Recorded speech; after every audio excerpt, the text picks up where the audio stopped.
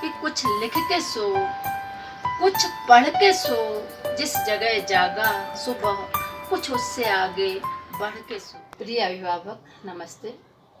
इस पत्र के माध्यम से हम कहना चाहते हैं कि बच्चे हमारे ही प्रतिबिंब होते हैं। हम जैसा व्यवहार करते हैं, जो शिक्षाएं उन्हें देते हैं, वे बिल्कुल वैसा ही करते हैं। बिना विशेष प्रयत्नों के हमारे अपने गुण उनमें झलकने लगते हैं। इसलिए बहुत ज़रूरी है कि हम उनमें बचपन से ही ऐसी आदतों के निर्माण करने के प्रति सचेत रहें जिनकी नींव पर उनके सुंदर भविष्य का सुदृढ़ भवन खड़ा हो। उनमें स्वच्छता, सुंदरता, स्पष्टवादिता, विनम्रता, दयालुता, परोपकारिता के गुण यदि एक साथ देखना चाहते हैं, लुप्त होती संवेदनशीलता को यदि बचाना चाहते हैं, उन्हें एक जागरूक संतुलित इंसान के रूप में देखना चाहते हैं, तो ज़रूरी है उनमें पढ़ने की आदतों का विकास करना। मैं यदि थोड़ा पीछे मुड़कर अपने और आपके बचपन की बातें करूं, तो याद आएगा कि हमारे परिवार गैजेट्स फ्री हुआ करते थे। हमारे पास खेलने और परिवार के सदस्यों के साथ हास परिहास का वक्त तो होता ही था, साथ ही वक्त होता था पत्र पत्रिकाएं पढ़ने का। नंदन, चंपक, चंदा मामा, धर्मयुग का वह पीछे का भाग, जिस पेज पर छोटी छोटी कहानियां हुआ करती थी।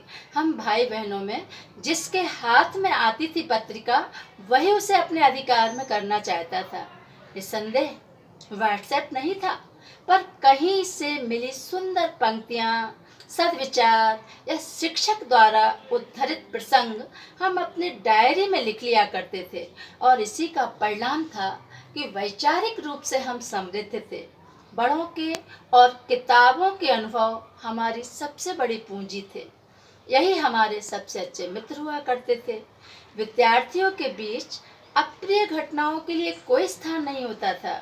तो मेरी आपसे यही गुजारिश है कि आइए एक बार फिर किताबें पढ़ने के उस युग को वापस लौटाने की कोशिश करते हैं, इससे फिर किसी गुलजार को अपना दर्द यूं बयां न करना पड़े कि किताबें झांकती हैं बंद अलमारी के शीशों से। किताबें झांकती हैं बंद अलमारी के शीशों से, बड़ी हसरत से तकती हैं, महीनों अब मुलाकातें नहीं होती। जो शामें इनकी सोहबत में कटा करती थीं, अब अक्सर गुजर जाती हैं कंप्यूटर के पर्दों पर। बड़ी बेचैन रहती हैं किताबें, अब इन्हें नींद में चलने की आदत हो गई है।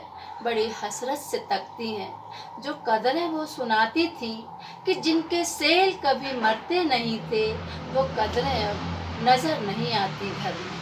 जो रिश्ते वो सुनाती थी वो सारे उधड़े उधड़े हैं। जुबां पर जायका आता था जो सफ़े पलटने का, अब उंगली क्लिक करने से एक झपकी गुजरती है। बहुत कुछ तय व तय खुलता चला जाता है पर्दे पर। किताबों से जो जाबती राबता था कट गया है। किताबों से जो जाती राबता था कट गया है। कभी सीने पर रख के लेट जाते थे, कभी गोदी में लेते थे, कभी घुटनों को अपने रेहल की सूरत बनाकर नीम सजदे में पड़ा करते थे। छूते थे जभी से, वो सारा इल्म तो मिलता रहेगा आइंदा भी, वो सारा इल्म तो मिलता रहेगा आइंदा भी। मगर वो जो किताबों में मिला करते थे सूखे फूल और महके हुए रुक्के, किताबें मांगने, उठाने, गिरने के बहाने जो रिश्ते बनते थे, उनका क्या होगा?